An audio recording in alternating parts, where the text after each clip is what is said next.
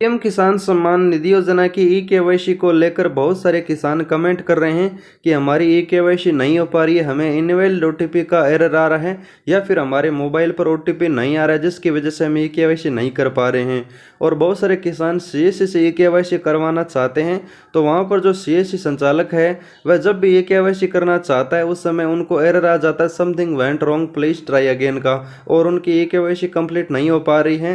हालांकि ये नहीं है कि ई-केवाईसी बंद है, अभी बहुत सारे किसान ई-केवाईसी कर रहे हैं। मैंने आपको पिछले वीडियो में बताया था कि आप ई-केवाईसी किस तरह से कर सकते हैं। मैंने बहुत सारे किसानों की ई-केवाईसी कंप्लीट की, लेकिन वहां पर बीच बीच में कभी एरर आ जाता है, कभी कंप्लीट हो जाती है। तो यहां पर आप देख सकते हैं कृषि विभाग का मैंने ट्वीट ओपन कर रखा है।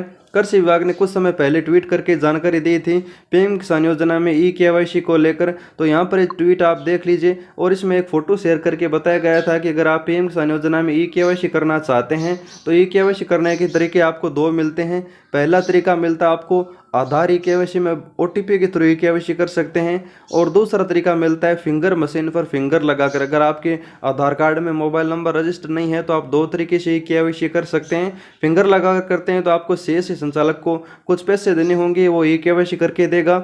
और इसमें ई-केवाईसी की लास्ट डेट है वो जारी की गई थी। यहाँ पर आप देख सकते हैं ई-केवाईसी की अंतिम तिथि घोषित हो चुकी है 31/3/2022 है। अब इस तिथि से पहले सभी किसानों को ई-केवाईसी करवानी होगी, चाहे तो आप अपनी मोबाइल से ओटीपी के थ्रू कर लें या फिर आप ओटीपी के थ्रू नहीं कर पा रहे हैं तो आप सीएससी से करवा लें।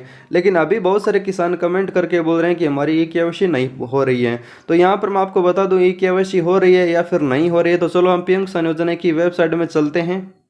तो मैं पीएम किसान योजना की वेबसाइट में आ चुका हूँ, इसका लिंक वीडियो डिस्क्रिप्शन में आपको दिया मिल जाएगा। अब आपको ई-केवाईसी वाले ऑप्शन पर जाना होगा। यहाँ पर आपको देख लेना है ऊपर यहाँ पर लिखा हुआ है ई-केवाईसी। यहाँ पर आप सबसे पहले ई-केवाईसी ओपन करने से पहले यहाँ पर आपको ध्यान से देखना है, यहाँ पर आपको एक रेड कलर में आई बटन दिखा रखा है, यानी यहाँ पर अभी है वो एरर का चिन्ह यहाँ पर ई-केवाईसी ओपन करने से पहले दिखा रखा है, यानी अभी ई-केवाईसी टेस्टिंग मोड पर है। अगर आप टेस्टिंग मोड में ई-केवाईसी करना चाहते हैं तो अगर कंप्लीट कर लेते हैं तो ठीक है, वरना यहाँ पर अभी टेस्टिंग मोड पर है। जैसे यहाँ पर ये आई बटन हट जाएगा ई-केवाईसी का, उस समय आपकी ई-केवाईसी सही से चालू हो जाएगी। तो यहाँ पर मैं आपको बता दूँ अभी इनवैलिड ओटीपी का एरर है वो लगभग किसानों को आ रहा है। हालांकि यहाँ पर बहुत सारे किसान कंप्लीट भी कर रहे हैं, लेकिन यहाँ पर लगभग किसानों को इनवैलिड ओटीपी का एरर आ रहा है, यानी यहाँ से ई-केवाईसी बंद है। अब हम चलते हैं सीएससी सेंटर में। तो यहाँ पर मैं सीएससी आईडी से लॉगिन कर लेता हूँ। सीएससी आईडी से लॉगिन करने के बाद अगर आप ई-केवाईसी करना चाहते हैं तो किस तरह से कर सकते हैं।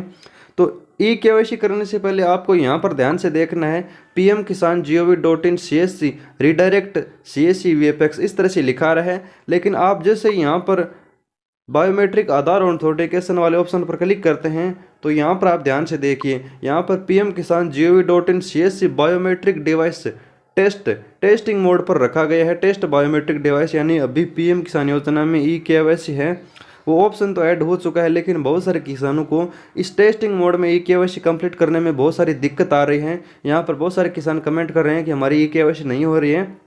यहाँ पर जब टेस्टिंग मोड हट जाएगा और जब फाइनल तरीके से ई-केवाईसी स्टार्ट कर दी जाएगी उस समय आप आसानी से कर सकते हैं, लेकिन अभी टेस्टिंग मोड पर है। अभी अगर टेस्टिंग मोड पर आप ई-केवाईसी कंप्लीट कर लेते हैं, यानी आपका जो डिवाइस की कोई सेटिंग लगाकर कोई ट्रिक लगाकर आप ई-केवाईसी कंप्लीट कर भी लेते हैं, तो यहाँ पर आपको something went wrong please try again का एरर आ जाएगा। यहाँ पर आप फिंगर लगा सकते हैं। फिंगर लगाने के बाद जब आप स्लिप निकालेंगे पीएम किसान योजना की ई-केवाईसी की, उस समय आपको something went wrong please try again का एरर आ जाएगा।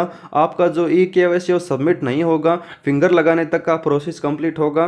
तो यहाँ पर दोनों तरह से ई-केवाईसी नहीं हो रही है, और कुछ एक किसान है जो ट्रिक लगाकर ई-केवाईसी कर रहे हैं। तो अगर आप पीएम किसान योजना में ई-केवाईसी नहीं कर पा रहे हैं तो आपको कुछ भी नहीं करना, आपको थोड़ा सा और वेट करना है। मैंने पीएम किसान योजना के हेल्पलाइन नंबर पर बात की तो उन्होंने मुझे बताया कि ई-केवाईसी की जो लास्ट डेट जारी की गई है उसे आगे बढ़ाया जाएगा अगर इस तरह से प्रॉब्लम रहती है।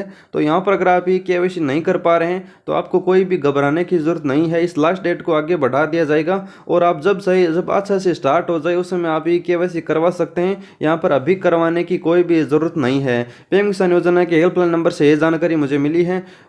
तो उम्मीद करता हूँ आपको जानकारी पसंद आएगी। वीडियो को लाइक कीजिएगा, शेयर कीजिएगा और चैनल को सब्सक्राइब कीजिएगा। धन्यवाद किसान भाइयों।